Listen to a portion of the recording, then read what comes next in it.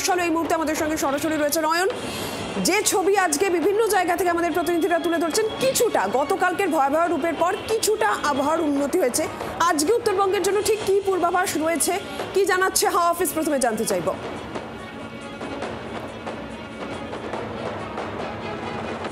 3 থেকে 4 ঘন্টায় 300 millimetre, 343 millimetre, 371 millimetre বৃষ্টি আর এই মুহূর্তে উত্তরবঙ্গে কোথাও হবে না বলেই পূর্বাভাস আলিপুর আবহাওয়া দফতরের।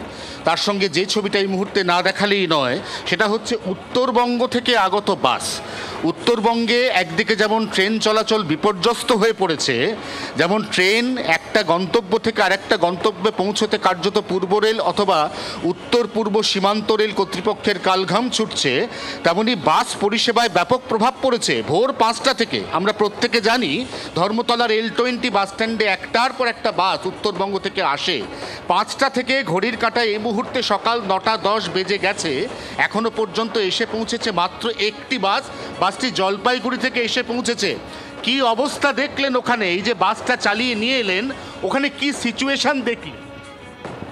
আমরা ঠিক ওইখান থেকে আসেনি, আমরা আসছি জলপাইগুড়ি থেকে। জলপাইগুড়ির এই মুহূর্তে আপনি যেখান থেকে এলেন সেটা কি তেনজিং নর্গে থেকে এলেন? জলপাইগুড়ির কোন স্ট্যান্ড থেকে এলেন? ওখানে কি সিচুয়েশন হয়ে আছে একটু বলুন। ওখানে তো সব পাহাড় থেকে লোক নিচে নামতেছে। সব যারা নামছে তারা কি বাস পাওয়ার সঙ্গে সঙ্গে সেই বাসটাকে রওনা করাতে পারছেন, নাকি বাসটাকে রওনা করিয়ে কলকাতায় আনতেও আপনাদের বেশ অসুবিধা ফেস করতে হলো? কোনটা? না, আমাদের অসুবিধা হয় নাই, ওখান থেকে মানে রওনা করিয়ে দিচ্ছে ওখান থেকে। বৃষ্টি পেয়েছেন তো? প্রবল বৃষ্টি পেয়েছি। যেদিন ঘটনাটা ঘটলো, যেদিনকে একের পর এক হড়পা বান, পরশু রাত, তখন এই বাস নিয়ে আপনারা কোথায় ছিলেন? আমাদের জলপাইগুড়িতে ছিলাম, আর শিলিগুড়িতে আমাদের ডেকে আনা হয়েছে, ওখান থেকে আমাদের ছাড়া হয়েছে। যারা বাসে উঠছেন তারা কি বিভিন্ন জায়গা থেকে এই বাস স্ট্যান্ড পর্যন্ত আসতে পারছেন? কীভাবে আসছে তা তো বলতে পারবো না, আসছে। আর কতজনকে ফাইনালি পেলেন প্যাসেঞ্জার? আমরা তো অনেক পেয়েছি, গাড়ি ফুল আরও ছিল। অর্থাৎ প্রত্যেকে ফেরার মরিয়া চেষ্টা করছেন, কিন্তু সেখানে তারা বাস পর্যন্ত পৌঁছতে বেগ পাচ্ছে তারা।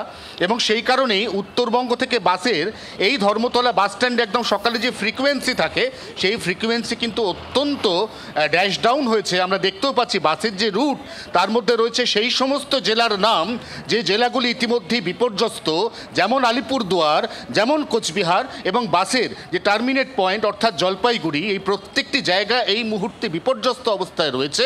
এবং সেই জায়গা থেকে কলকাতা শহরে এখনো পর্যন্ত এসে পৌঁছেছে একটি মাত্র বাস। কিন্তু কলকাতার WBTC বা নর্থ বেঙ্গল স্টেট ট্রান্সপোর্ট কর্পোরেশনের যে সময় সারণী, তাতে সকাল 5টা থেকে ঘড়ির কাঁটায় এই মুহূর্তে প্রায় 9:15 বাজে অন্তত 8 থেকে 10টি বাসের এখানে পৌঁছানোর কথা, পৌঁছেছে মাত্র এই একটি বাস। বাংলার আওয়াজ, বাঙালির আবেগ, জি 24 ঘন্টা।